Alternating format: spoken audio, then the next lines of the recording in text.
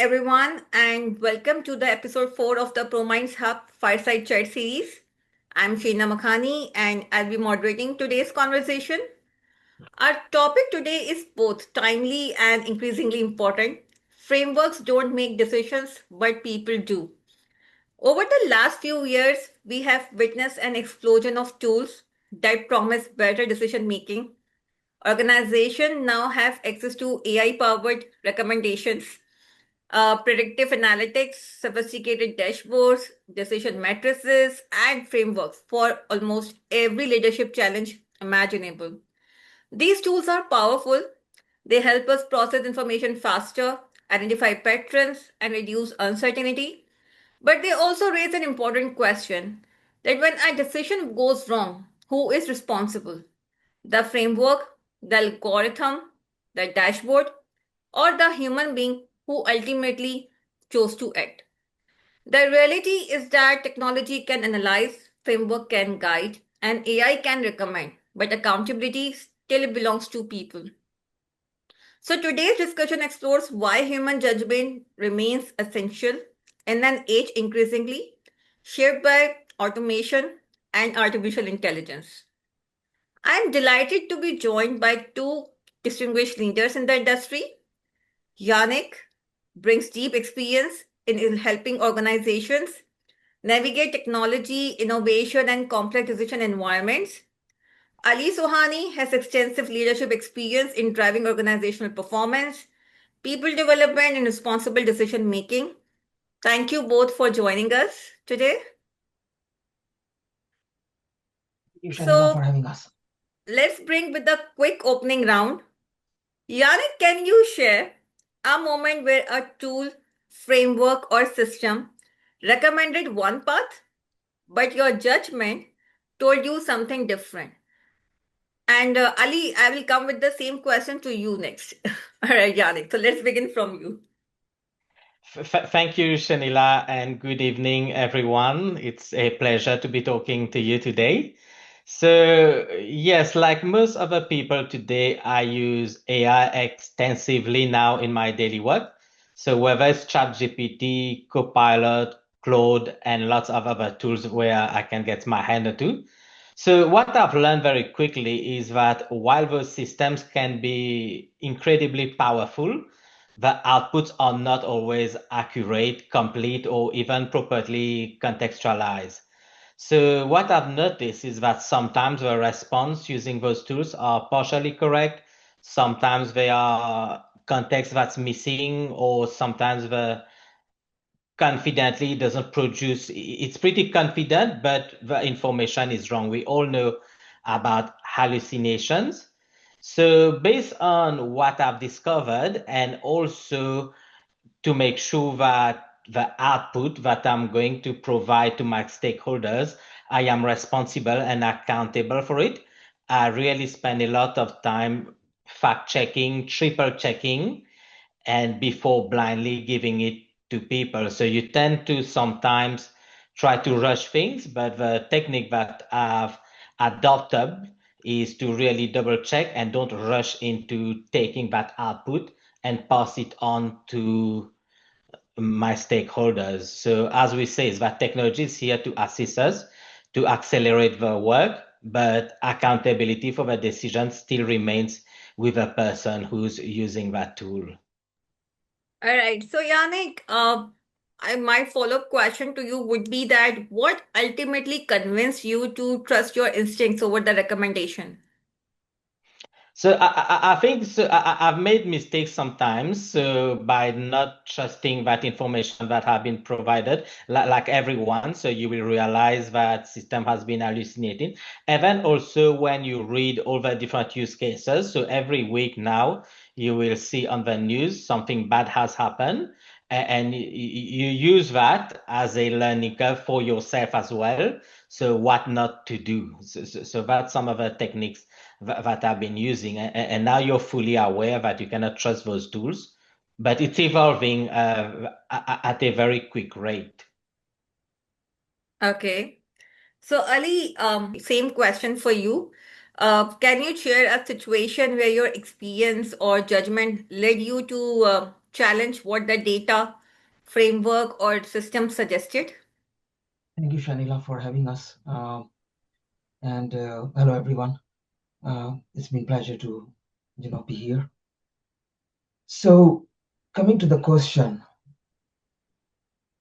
it has been many times that this has been observed throughout the, advent of modern technology, especially the AI systems, the recommendation systems, the decision support systems, that they would use the data points, data collection would happen, data processing would happen, and with the sheer power of compute and with the algorithms, they would arrive at a certain conclusion, right?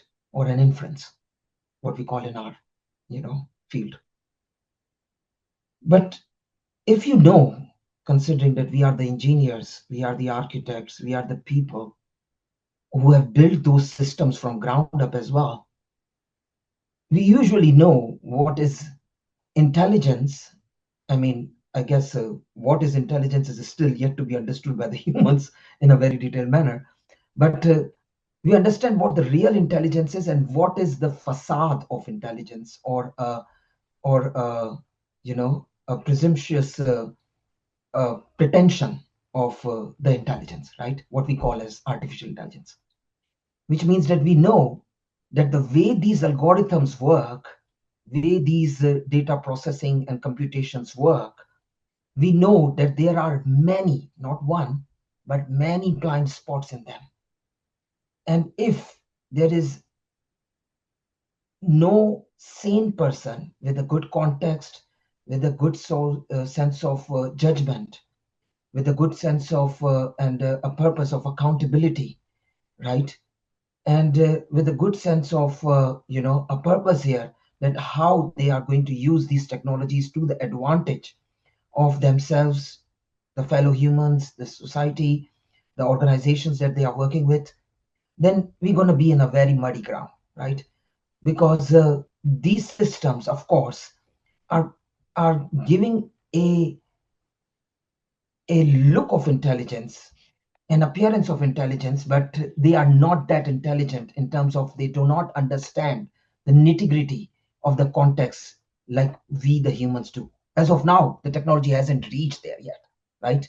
Even the best of the technology, like Yannick said, I would second him. The frontier models, they are not there yet, right?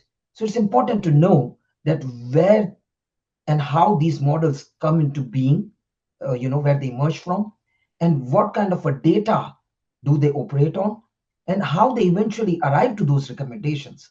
More you will know and have an insight over these black box systems, and you will go inside and see them as a gray box, and eventually as a, as a machines that are how they are processing the data. You will come to know that, come on, this we cannot leave things to them. Of course not. Great. Thank you, Ali. So I might have a follow-up to you is that if you look back today, right, what lessons did that experience teach you about decision making? See, I've been in the field since last somewhat 25 years, 2.5 decades, right? The lesson that I learn and relearn every day is the same that I learned first day as well. When you're working with machines, when you're working with technology, when you're working with tools, the first beauty, especially with the software, is that it hardly harms you, right? So, I mean, if I'm working with some sort of a tool, if I'm on a carpenter table, there is a chance, there is a probability I can, it can lead me to an accident, right? A physical harm, right? If I'm working in a hospital, if I'm working in a construction, if I'm working in any field, there's a huge possibility. Even if I'm driving a car on a road, there is a possibility of accident in a matter, right? A physical harm.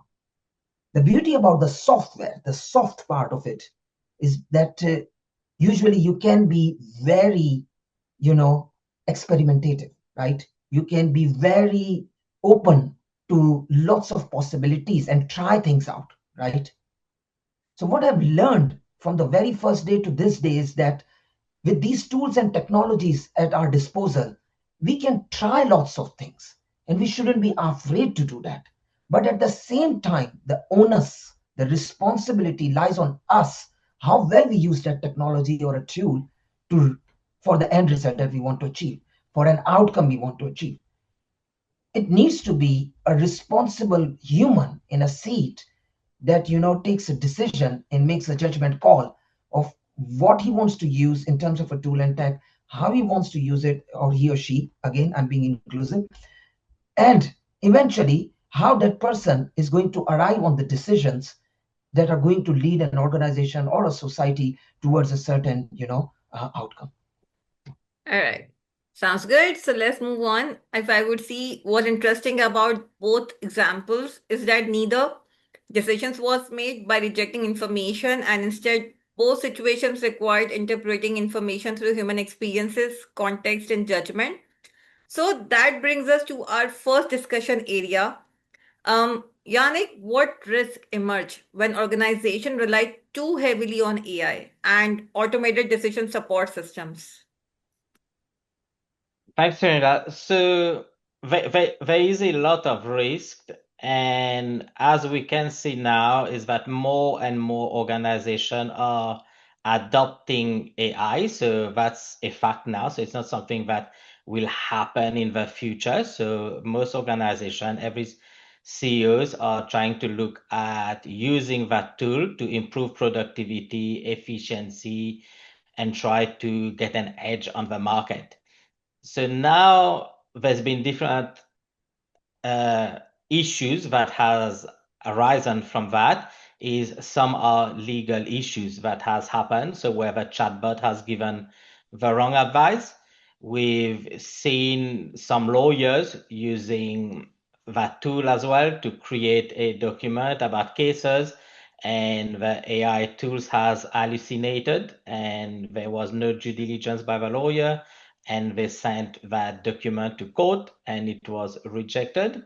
We've seen IBM Watson as well, so using in the medical field, where the system gave the wrong prescription recommendation on the medicine that affected someone's health. So from that perspective, we can see the implications is legal. We have life-threatening, so autonomous cars as well. So I think someone has already died with a car.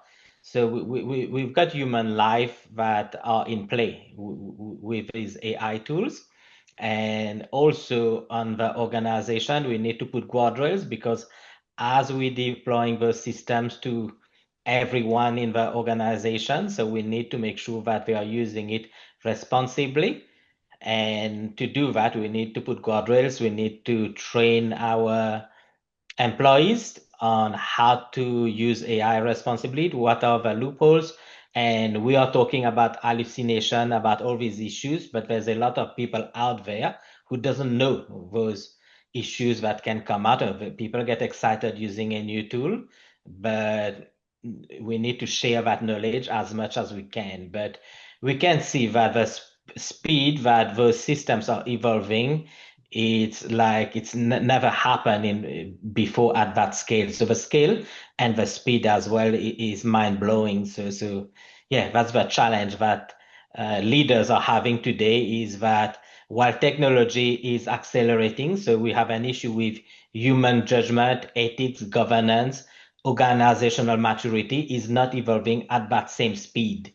So that's the challenge that we will need Okay. organization to be able to speed those. I agree, but many systems today appear highly sophisticated, So, what do you think? Why do intelligent people even, often hesitate to challenge the outputs generated by the technology? Or do you think we are reaching to a point where, automation can unintentionally weaken the critical thinking? Or if I would have to put up in some other way that, are people becoming consumer of decisions rather than decision makers? What do you think? Yes, so that's an issue that's happening, is that sometimes people tend to trust machine too much. So for obvious reasons, so sometimes because you have a lot of work, so you don't have enough time, or you become very complacent. It has worked 3 or 4 times. So now the fifth time, you can say, okay, I'm not going to fact check the output that the machine is giving me. So that's one other reason that people don't really go and check. And also what is happening as well is that we can have junior people in the organization that don't have that level of experience to realize that this information that I'm receiving from the system is wrong. So that's another ways where there are gaps in the system and lack of training. So as I mentioned before, is that advances in the system are becoming so quick that the pace of training our employees is not there. So that's some of the challenges that we are facing. All right. So Yannick, on in between this conversation we are having with you, there was a question actually prompted, so I would like to have it over here. That one of the most common argument is the system analyzed more data than any human could. Or so, what do you think? How should leaders respond to that? Does more data necessarily lead to the better decisions? Uh, it's not only more data, it's more accurate data. So when you look at the systems, when you're using a new AI language model in your organization, you don't know what data has been used to train that data, to train that model. So now when we look at the organization, so we operate in different countries where you have different cultures, you have different types of biases. So using the system without understanding, do we have any bias or not? Where does the data comes from? So it is very critical, and we don't also have all the tools and mechanism to know is it going to be biased or not, and has it been trained on the wrong data, or are there gaps in the data that it has been trained? So there's lots of tools or techniques that we still need to come up with to be able to assess this model, because as we mentioned, it's a black box. We don't know how good it is. So we need to use it with a grain of salt. So which is thinking, okay, there will be some biases in it. There will be some gaps. Let me double check it to make sure it's not biased. And there are no gaps in the output before trusting it fully. And I'm sure with time, it will get better. Makes sense, I guess. So I think what I am hearing is that technology is incredibly valuable, but value increases only when paired with critical evaluation. So the challenge is not, whether AI is useful, but the challenge is whether people remain actively engaged in the thinking process, which, brings us directly to the leadership accountability. So Ali, now we come to you.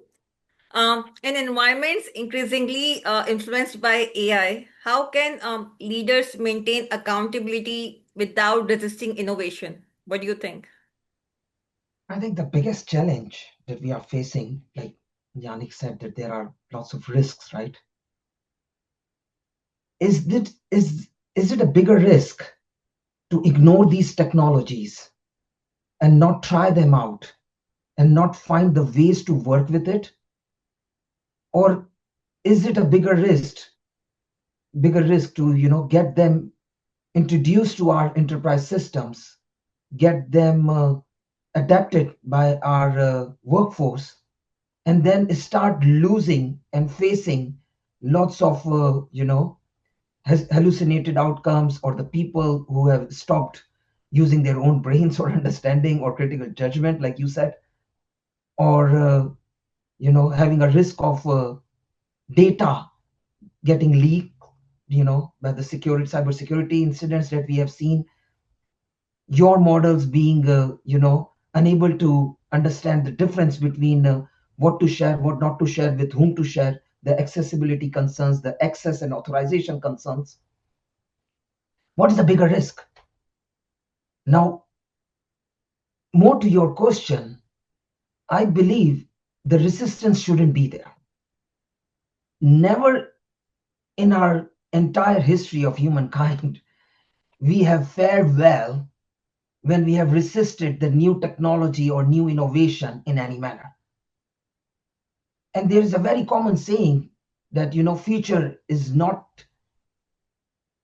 about to come, future is here, but it's just not evenly distributed, right? Which means that there are, of course, always going to be the pockets of the world where even if you resist by all your means, there are people who are going to take a leap and then going to work with the technologies, the advanced algorithms and the research-based models and the outputs that are yet not available to the, maybe the general public, maybe around the world, they are not that common. But like in research, like in, cutting edge innovation research that each country does for the progress and the growth, for the companies do for the progress and the growth, there are always going to be the frontiers that we need to, kind of conquer, right? Now, if we cannot resist, and if the resistance is not the good idea, what is the good idea? The good idea is that you change the strategy of how you adopt these technologies. Like Yannick said, like you also iterated, by being more aware. If you are going to be more aware about how they have been trained, how they have been built, more you will come closer to a fact that leaders are going to be more confident in applying them, in using them, and having an advantage of them for their society, like for organizations, for themselves, for their personal lives, rather than being, rather than abandoning them or rather than being isolated, right? Living under the rock won't help you. What will help you is being aware. What's going to help you is that being aware of the risks, like Yannick said, hallucinations, the cybersecurity risks, the risks of the decisions and recommendations that come from a biased data, right? That will help you more. And more the leaders are going to be trained in this, more they are going to use these technologies for a decision support system from a point of view of they are decision assist systems. They are not going to be decision outsource systems. I hope that answers your question. All right, Ali. So before I will move towards my follow-up question, I just received one question from the audience from the live transmission, and it's for you, Ali. That when a decision fails, right? Easy to point to the algorithm, the consultant, the framework, or the dashboard, right? Why is that temptation so dangerous?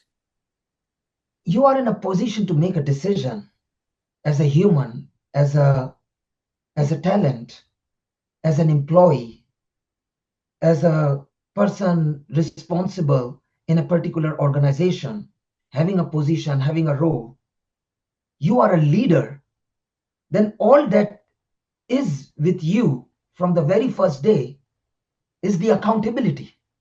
What makes you different from anything else is that at that particular role, at that particular position, you are accountable for those decisions that you make, the things that you do, the things that you perform, the way you respond to the situations. If that's not there, what else there remains, right? That would be my first question. Of course, if you will, I come to this beautiful saying, beautiful quote by Andrei Karpathy. He was the head of AI in Tesla, right? Now he just recently has joined Anthropic, right? And he has been the, the person who has, coined the term vibe coding, right? So Andre said this very recently, and this is something that we, kind of repeat it and, get back to when at certain level with the board, conversations with the board, conversations with the executives, we need to share with them that how powerful is AI, but yet how powerful is human in loop, right?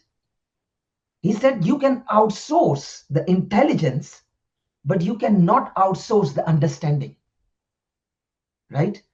So when you are using these decision support systems, the onus still relies on you, because maybe you can outsource the data collection. We have always done it before as well, before the AI as well. Data processing, we have done this before as well. Even 100 years ago, 200 years ago, we used to get it done by lots of laborers, lots of, and way before that, lots of getting lots of people on our payroll, right? The kings and the monarchs will use lots of people at their disposal to do that, right?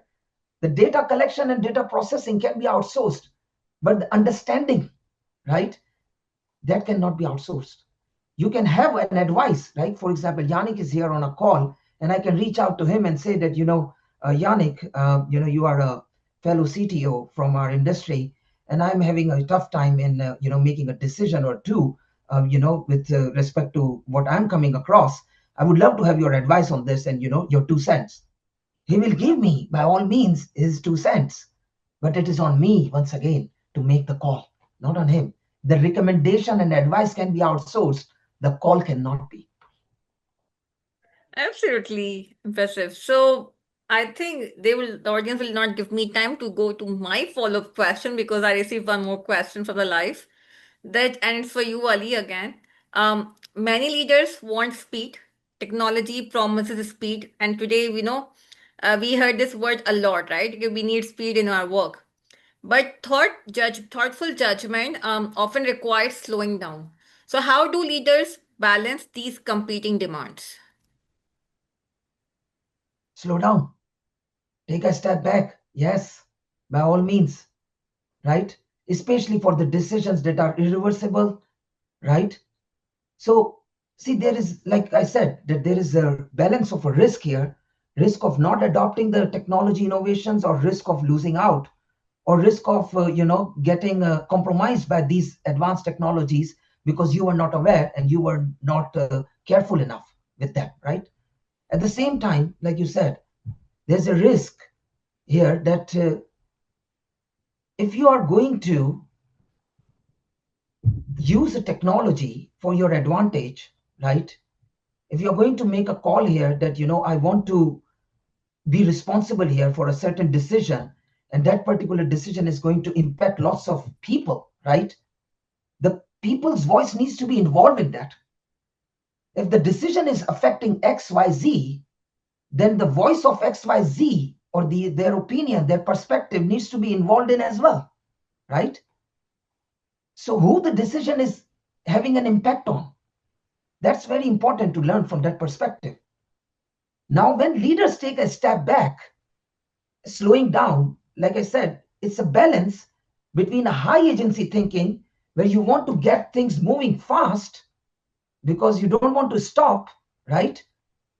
You don't want to be bothered by the obstacles that you are coming across, and you find out plan A is not working, let's go to the plan B. Plan B is not working, let's go to the plan C. That's an high agency mindset.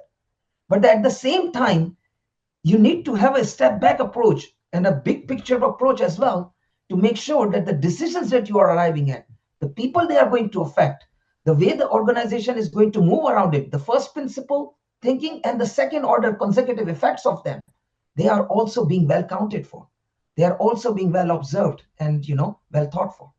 All right. So one idea I think is emerging from this conversation is that, accountability is not reduced by technology. And if anything, accountability becomes more important because, decisions are not scaled much faster. So a bad human decision affects a few people, and a bad automated decision can also, affect thousands. So I would like to move from theory to practice. So let's focus on what leaders can actually do.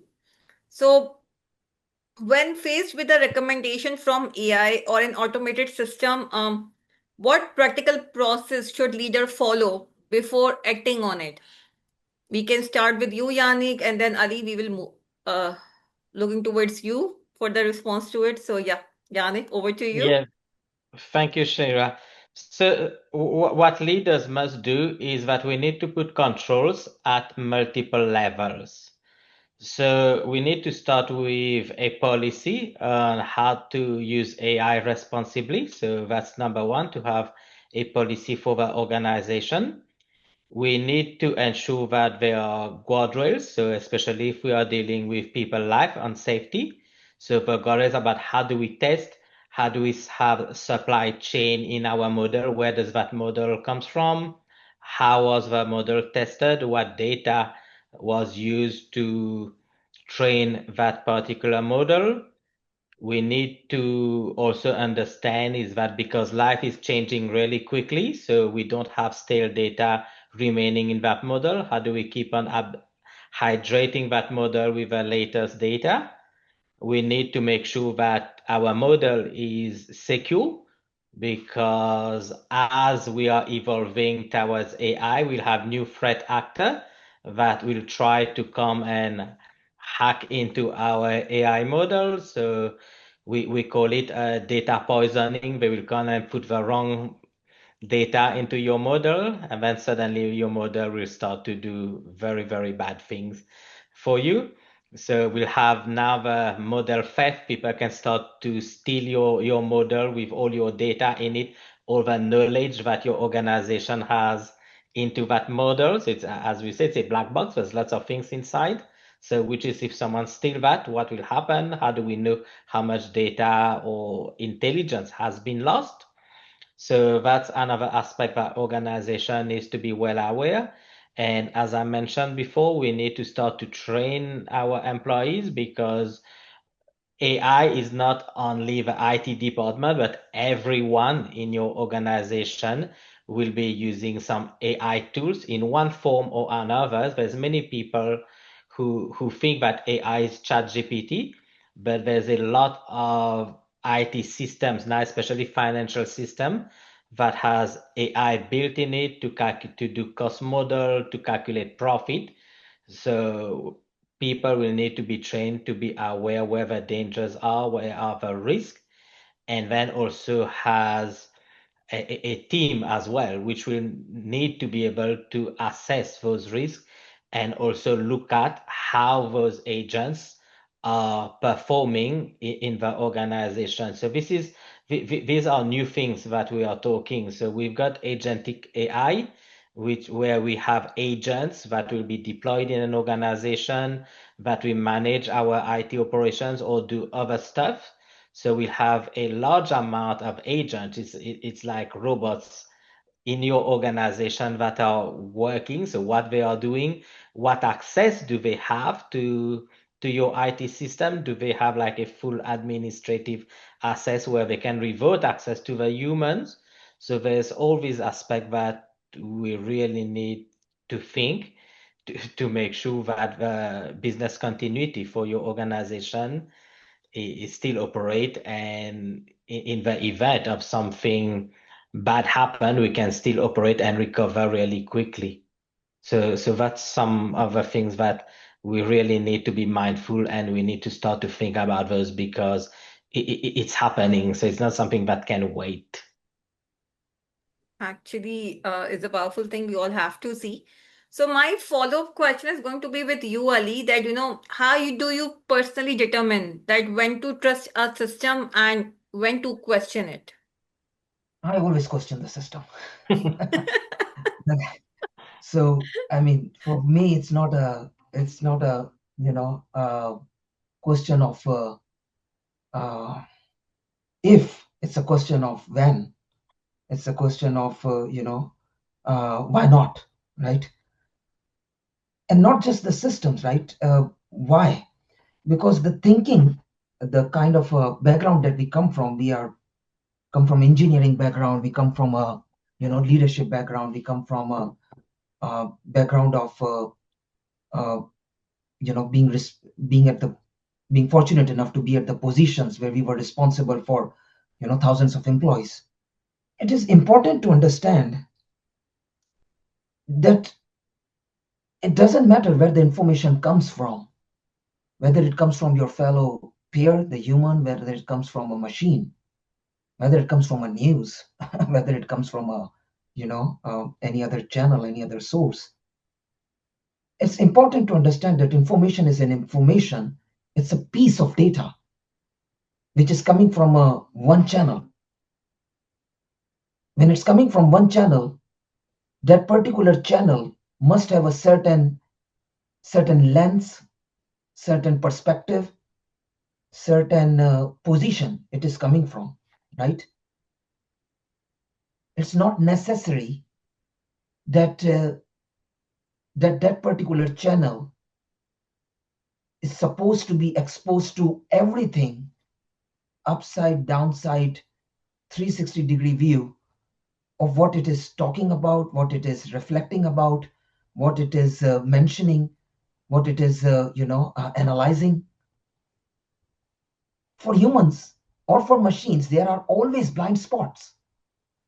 There's no entity in the world, be it human or be it machine, that can cover entirety, right? When you know that fact, you know that, see, when the things are going to come and when you are going to come across them, there is always going to be a factor that this is not 100%, this is partial. So I always treat information that comes as a partial information, not the full information. And when you have this mindset that you treat things, you treat information, the pieces of information, as a part of a, as a piece of a puzzle rather than a puzzle, rather than a whole picture itself, right? You have always a responsibility that you try to find the other angles about it, right? You try to see it from multiple angles. You try to see it from a multiple perspectives. You try to have, the other opinions raked in, other voices on the table to, kind of come in to make sure that the way you are going to make ultimately what you're going to do with that information. Either you're going to make or arrive at some decision, or either in future you're going to synthesize this and it's going to help you make a decision in some future, right? Or you're going to learn something about that that's going to help you make a decision in future. One way or another, that information is just a one piece that you need to be very responsible about how to use it and how to connect the dots by connecting it with the other pieces of information. The pattern recognition is not just the job that we humans do, we are training now machines to do, but ultimately how we connect the dots among those patterns and how we arrive to a conclusion, that is something that we humans do because we are accountable. Even if machine is going to come towards a certain conclusion, it is us who needs to execute it, right? So once again, if I'm not responsible with the way I deal with the systems, way I deal with the information, doesn't matter where it comes from, I'm at the losing end here, right? All right. So I think let's talk about ethics now. So Yannick, I will come back to you that, what happens when an AI recommendation appears efficient but doesn't feel ethically right? So what do you think? Which should win? Ethics is a very, very important topic for AI, Shenila, as we all know. So, and we mentioned that before, is that life of people are at stake. So with AI system, and ethically, a project manager and executive, when they are implementing an AI system, we need to make sure that the system is giving us an accurate result, is giving us an output that will not put life of people at stake. So now, as part of that, we really need to have the system tested. We need to have a controls in place so that we don't just roll out a system blindly.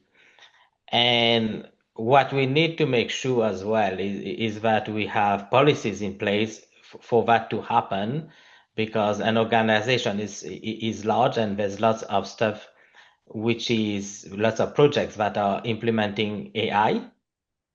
We also need to make sure that privacy, so as part of training the AI with the data we mentioned before, so it's possible that there are private people information in the AI model that has been absorbed somehow, and that can come out, and can be given to the wrong person, and that can create some bad output for the organization, can be legal, or even someone as well. I don't think you would like your medical or your personal information to be out in the world, or if someone is using a chatbot from an organization and they tap in your name, suddenly they get personal information from you. So all that falls around ethics, where project managers, executive now needs to make sure that the data that is being used to train AI, it doesn't contain private personal information or it has the right data. So don't take any data blindly. So we need to fact check where the source of the data comes from. And I was looking at a documentary in Australia about organization using third world country to train the data, and there are really bad things which is happening using slave labor as well, because there's so much data that needs to be, we call it tagging. We look at different photos, different images, and we need to tag those piece of data. And because the amount is huge and we want to keep the cost low, so it's being sent to third world countries. So again, there are ethics about the source of that data. Have we used slave labor and have we paid properly for that data? So there's lots of ethical issues around that as well. So I think in the future there will be more and more regulations so around that. So the full supply chain, not only for your model, but for your data, where the data come from, where it has been tagged as well. Interesting. So, Ali, as AI become more capable, what human skill do you believe, will become most valuable? Will it going to be judgment, empathy, curiosity, critical thinking, or something else? I think judgment, taste, creativity are always going to be top three, you know, uh, top three talents in which it would be hard to replace the humans. I mean, even if the machines start to replicate, for them to reach from a replication to a really, standing out from a creative point of view, it will definitely take a little bit of a time. But then ultimately, if you will ask me that, is it not possible? Since I'm a technologist, I would say definitely possible one way or another. It would happen. It would happen to a certain degree that it will become very close. I don't know whether they will supersede us, but definitely it will come very close. But to a long extent, even if they do come to, a quite close proximity, I think still the judgment, because of the accountability, the taste, see it from a perspective, there are deep fake models that you know, have started to emerge, right? There are lots of video generation models that have, huge kind of capabilities. There are lots of, um, robots that, have started to, there are dog robots or something like that have started to play soccer or, football, or have the competition of them and those sort of things, right? How much interested are we to watch a generated video in that manner in contrast to the real people, the movies, the films that have gone through to the production process of, a real stuff, right? How much are we interested eventually in watching a live theater, a live actor performing in front of us versus something which is generated by the machine? How much are we going to be interested in watching the sports, the humans playing the sports, fighting, doing something, right? Accomplishing something, versus machines or robots engaging in the, in a, in a marathon, or engaging in a sports, right? I think for humans, there is always going to be a component of that humans would like to see other humans in a certain capacities, in a certain manner, because that emotional connect of a human with another human would always be missing from a machine, in a machine interaction, right? We can reach the highest bar of taking the machine to a level where it's going to be so wonderful in interacting with the humans, but ultimately A human would require a human at the other side to connect with it, to make an emotional bond, right? And that, I believe, would be the most important trait, most important area, like I said, taste, creativity, and emotional sensitivity, right? Like we say, sensitivity is the highest form of intelligence. If you are unable to understand where you should be sensible and where should be not, and we always struggle in our lives, and we keep learning every day, that is the ultimate intelligence. And for that, machines would require quite a bit of a time.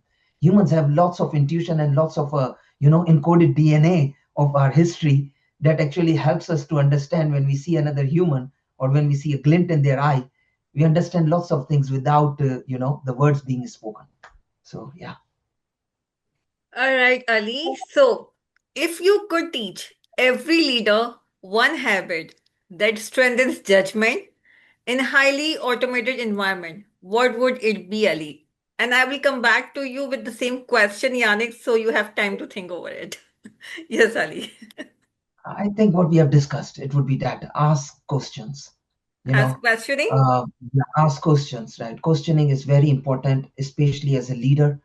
It's more important. And now that, see, the technology, when it gives you the access, like Yannick mentioned, agentic AI, when the LLMs and the frontier models gets wrapped into the skills and gets wrapped into the automated workflows, gets wrapped into the personas, gets wrapped into a certain level of a fine tuning of a certain a knowledge base, that they become an expert in a certain niche area. These agents, they can do end-to-end workflows, right? In a manner, if if we say that these agents can execute a certain thing end to end, every human on the planet is now having some agents working for it. So in that manner, every human on the planet is a leader, right? Because the one is scaling their own capabilities with the help of those agents. When you are orchestrating and managing them, guiding them, directing them, you are in a leadership position. So when you are a leader, it's not just the leader, the terminology of leader would start to become, so common then, that every one of us would require to ask questions at the right time and for the right sensibilities, right sensitivities, and then arrive at the decision in a manner that they can own the responsibility of those decisions. That doesn't matter how many employees, doesn't matter how many agents, doesn't matter how many systems, how many tools, how many technologies. It's ultimately I who has made this call. So that is the one skill. Great. So, Yannick, what would be your response to this question? So what I want to say, Shenila, is that what makes us human versus machine is our emotional intelligence, is to be able to relate to people, to be able to have feelings and understand people. Now, when leaders are implementing AI to automate their business process, so we need to use our empathy towards others to have a human somehow as an exception path in that particular workflow, which means, for an example, if an AI has made a decision and we should be able to give the customer an option to dispute that decision with a human being, not to let the AI loose, and that's the only option that the organization is providing. So that's very important because we've had some issues in Australia where we implemented some debt collection system where the AI was sending letters to recoup money from people, and the people were responding back to say, I don't agree, but there was no avenue to be able to dispute that. So we thought the machine is always right. So in any other business process, we need to be able to have a human to look at it and then talk to the customer. So that's the takeaway that I will leave. Yeah. Great. So, what I find fascinating is that, none of these habits are technical, they are deeply human. Whether it's questioning, reflecting, listening, or thinking critically or taking ownership, these are leadership behaviors, actually, not the software features. So, thank you, both of you. Let's now bring in our audience for the last few minutes. And we have some questions from the audience. So, we're going to bring them here and feel free who want to pick up that question.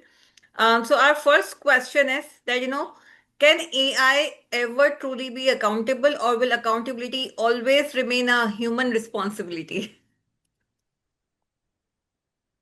You Yeah, both are I smiling. think that. So currently, it is a human which is responsible because AI is implemented in an organization. We had an example of Air Canada. If everyone here, the audience, want to Google, so there was a customer called Jake Moffat, and what he did, he had to go and visit his grandmother who died, and he wanted to get a ticket using a discount ticket for bereavement. And he went on the chatbot and he asked about the refund policy, and the chatbot gave him the wrong advice to say you can get a refund within 90 days after travel. So after traveling, he came back and requested the refund, and Air Canada told him that no, you can't, you should request it before travel. So he decided to sue the company. And what the company said was the chatbot is a separate legal entity, but they were not responsible for it. But the court ruled in the favor of Air Canada to say no, the company is still responsible and liable. But that shows how organizations now are starting to push the responsibility towards AI. But the good thing is that there is a court and they are trying to put responsibility. But we don't know what will happen in the future. So as we say, we are living in exciting times. So there will be many other things that will come in the future, how the legal system will change as well. So it will be interesting to see. Great. So we have another question, and feel free to take up that question. One of you or both of you is that, today we observe that professions are over depending on AI tools, right? So how we can avoid that? Uh, okay, I'll take it. So we are getting a shift. So as we know, so automation started in the 1700 with industrial revolution. So things has been, human has been automating all the manual tasks since that time, and now more than ever. So that automation is increasing exponentially. So what is happening. So people don't like to do the same thing every day. So we don't like to do the same thing over and over again. So this is why we are starting to look at alternatives. So what are the tools that I can do to be able to help me in the work that I'm doing every day to automate my tasks. And some of the work that we do is we think. So if we want to go to buy a pair of Nikes, so we need to look online which shop will I get a discount. So we want to be able to use technology to help us to make a better decision. So now, as we said before, is that sometimes the decision may be biased. So the ads that we are getting on Facebook or on the internet, so it's been sponsored by a particular organization. So how do we find out that information that we are getting is not biased or sponsored or trying to put me in the wrong direction? So which means we need to use more judgment, better judgment in what we do. All right. So throughout today's conversation, a few themes actually keep surfacing that technology can improve decisions, technology can accelerate the decisions, technology can inform the decisions, but technology cannot own the consequences, but people do. So I have one final question to both of you, and I will begin with you, Ali, and then again the same question comes to you, Yannick. That what is one principle every leader should remember when making decisions in the age of AI? Simple. The accountability is on you. The technology, more to the, Yannick's answer to that first question that audience shared as well. See, what is accountability? If you can't feel the weight of the consequence, are you really accountable? If you cannot feel the weight of your decision, the way the consequence of that decision is going to hit, who is going to hit, how is going to impact their lives, how is going to change things, how is going to turn things around. If you don't have that sort of a foresight, if you don't have skin in the game, are you really accountable? Can you ever become accountable if you don't have a skin in the game? So a leader always needs to be accountable. That's the whole point. Yeah. All right, Yannick. Yeah, I will echo what Ali said, is that the leaders will always be accountable. So by delegating, they think they are delegating it to technology, to AI. So they are still responsible. But what they need to make sure is that they apply judgment, context, we mentioned ethics, and then critical thinking before making decisions. Before making decision that I'm going to put this new AI technology in production, that it's been tested properly, that it is accurate, that it's not going to create harm. And because the system sounds intelligent or produces some confident answer, they should not assume that it's correct or it's complete or it's ethical or it's responsible. So we need to fact check everything and don't just let it loose or rogue in the organization. Great. So thank you, Yannick, and thank you, Ali, and thank you to everyone who joined us today. As we conclude, I would like to leave you with three key insights from our discussion. First, AI can support decisions, but accountability remains human. And second one is that as automation increases, critical thinking become more valuable, not less. And the third is that great leaders do not follow systems blindly, but they know when to question them. Frameworks provide the structure, AI provide the insights, but at the end, the decision would be from the leader. So definitely, leadership will require judgment, responsibility, and the courage to make difficult decisions. The future will definitely belong to those who not only doesn't actually trust the system blindly, but to those who use them actually wisely. So thank you everyone, and we look forward to seeing you at the next ProMinds Hub Fireside Chat. Have a good weekend. Thank you. Thank you so much, Manila. Thank you, Thank you. Shenila. Thank you, Thank Ali. Nice you. meeting you.